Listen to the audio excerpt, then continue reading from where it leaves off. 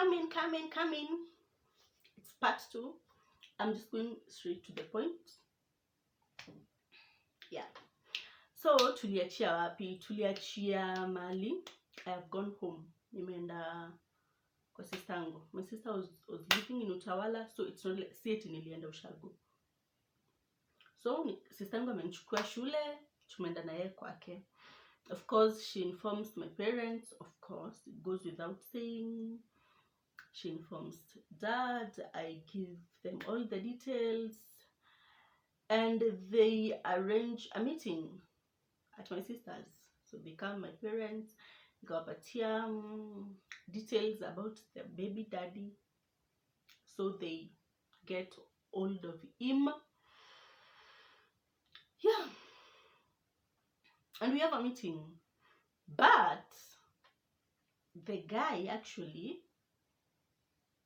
denies that the baby is not his. Okay, like it goes without saying, right? Like, what were you expecting? Of course. So, like, I don't know, but I always feel like that is the most embarrassed I've ever seen my dad. Like, he was really disappointed because I don't know, every parent will be disappointed because I think I was just this ideal child for most people, but it is what it is. It happened. So baby daddy amekuja, ameruka, amesema mtoto sio wake. Mimba, oh okay, at that point ilikuwa mimba. Okay, whatever. Imekuwa mimba si yake. So I stay at my sister's and my parents go back to Shags. I stayed at my sister's and my sister had a shop. So ilikuwa tu naenda shop, kumuzia, narudi, naenda shop, narudi. So like I didn't like concentrate sana on the fact that I am 13 and pregnant, you know. No, at that point I was 14. In 2019 I was 14.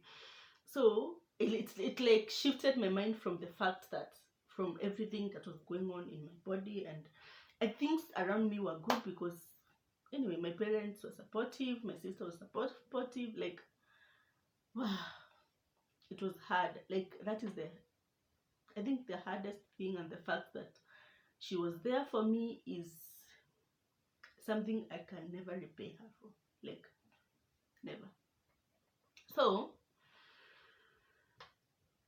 nika kwa sistangu, I do not have like many friends. I am not like this social person. So at Apple sit nilikuwa na marafiki wenye walikuwa marafiki. There were no expectations. I didn't like eti nikipata na marafiki zangu. I didn't like have friends. Labda watu. I just used to see people tukienda church. So hakukuwa na expectations mingi sana. So I didn't like get hurt at that point because the only expectations I had were from my family and they treated me well. So I stayed with my sisters until I give birth on 22nd of March 2009. I give birth to a beautiful baby girl. She's really beautiful. You need to see her. I know maybe most of you that have scrolled through my social media, you've seen my big girl. So I give birth to her. Yeah. Nikamnyonyesha mpaka akafika 7 months, and then I go back to school the next January, the same school. And I think that is where I really started hurting because that is where expectations began. No, in school I had friends. I always say the only thing that hurts is expectations. You know, you go back to school and you add friends and you expect them to like take you back with the same energy and with the same smiles, and it doesn't happen. So that day I remember my dad, actually I think all my life my dad always will take me to school. Like mimi nimepelekwa shule hadi nikiwa form 4.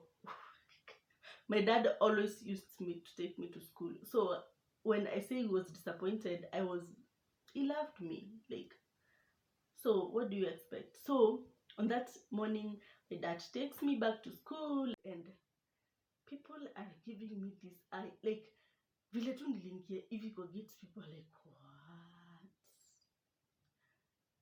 And you know, oh my god, it was really hard for me, because that is where I began experiencing indifference.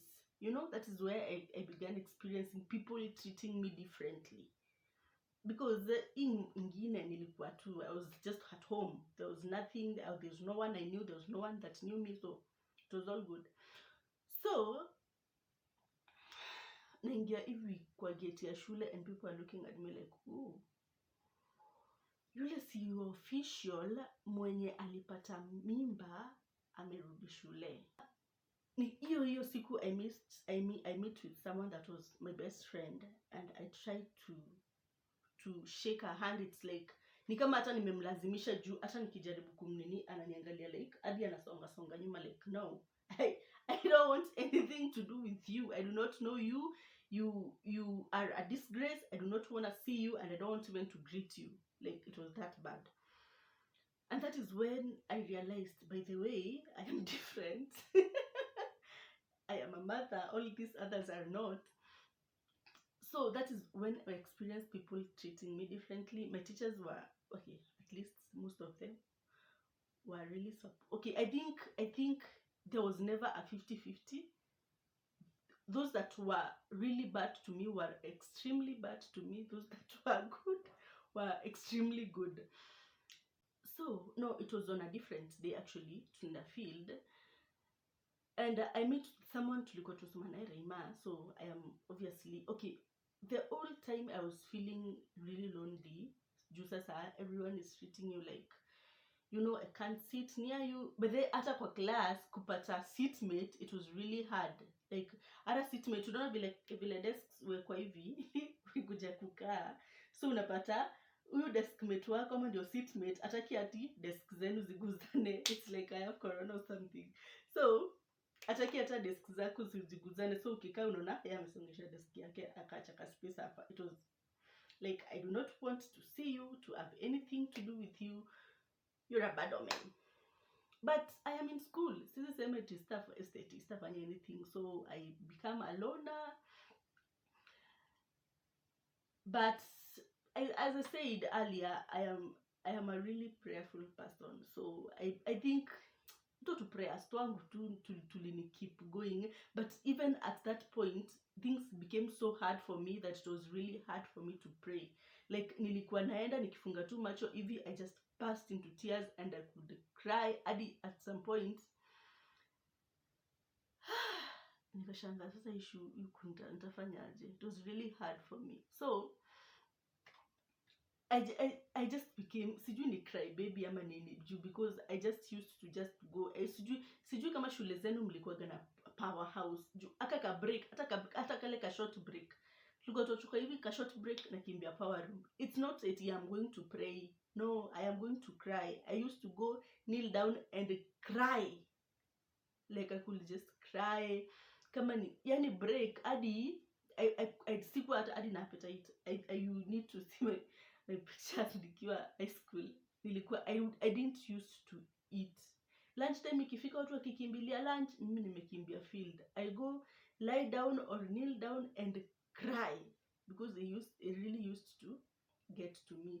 And with the stories, unasikia sijui, you know, people begin talking stories and telling you vile kumekienda sijui. I remember nikiambiwa sijui my chemistry teacher, nasemanga hiyo ndio sababu by then nilifail chemistry, because from that day I never used to listen to, like from 2, 3 and 4, if you ask me chemistry ilifunzwa nini siwezi kuambia, because I had huyo teacher alisema sijui mnakuja kujifanya huko mmeokoka sijui na ndio mnaenda mnapata mamimba huko. So there was that attitude. So I was like, nah, you and your subject.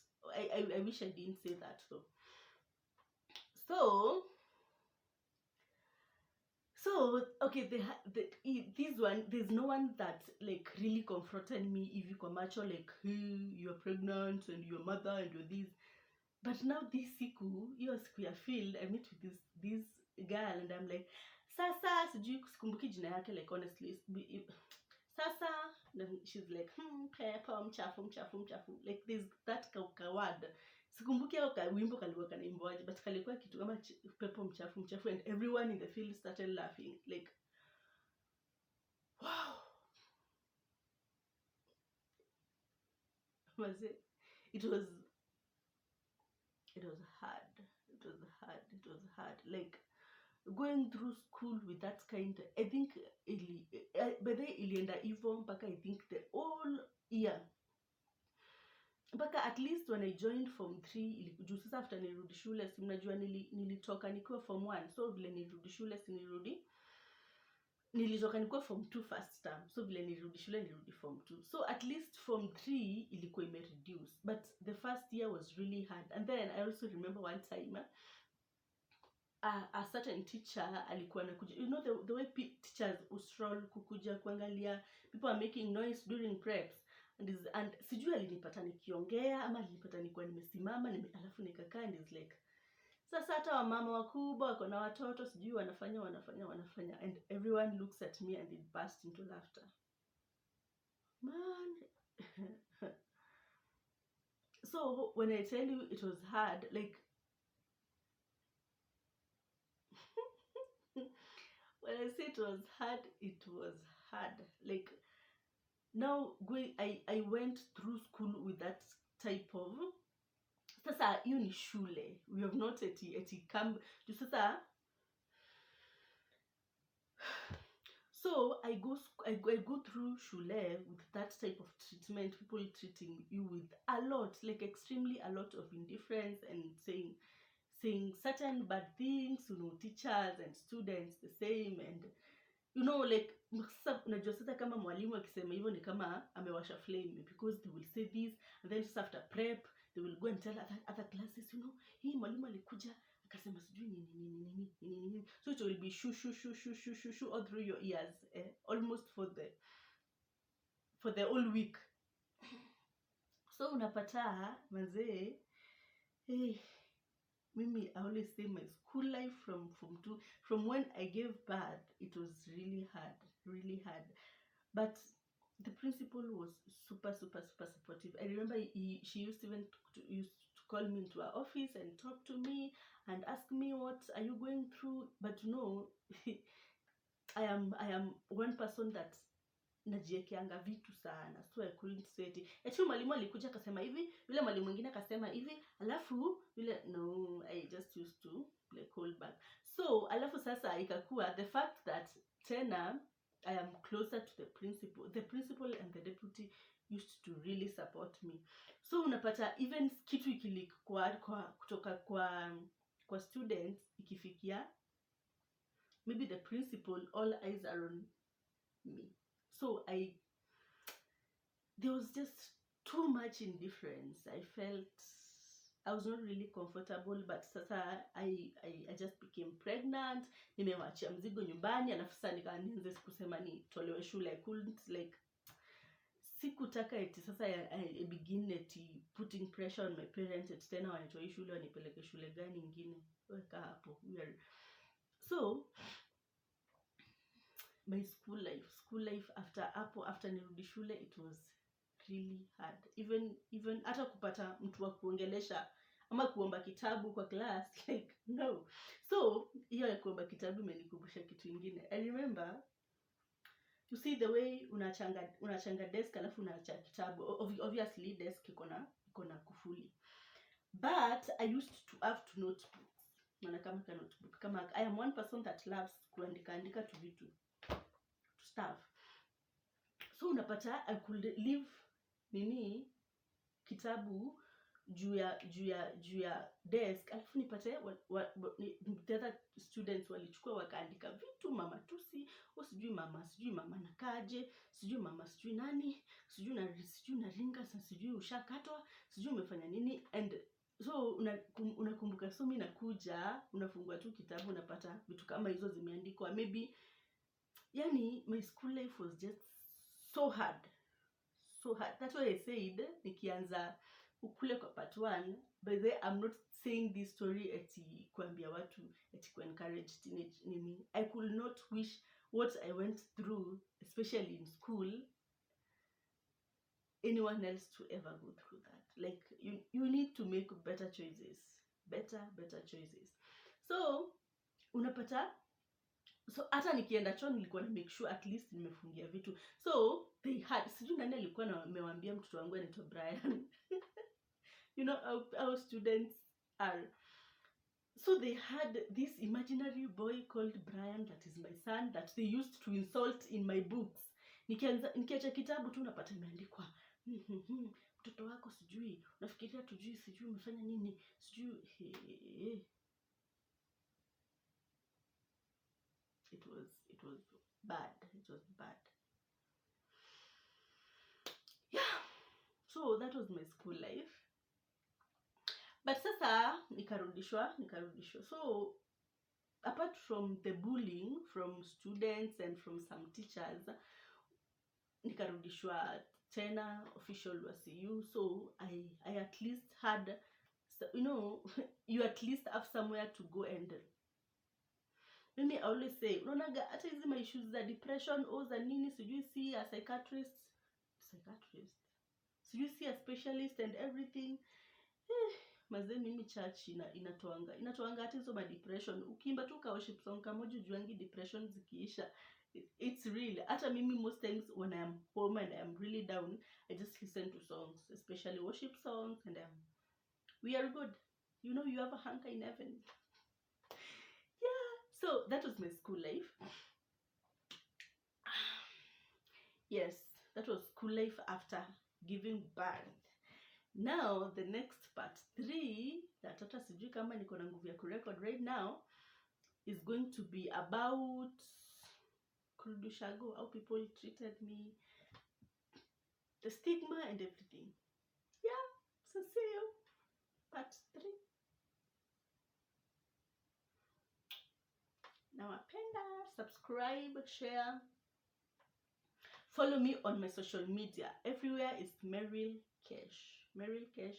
Follow me, I follow back, and let's engage. Bye.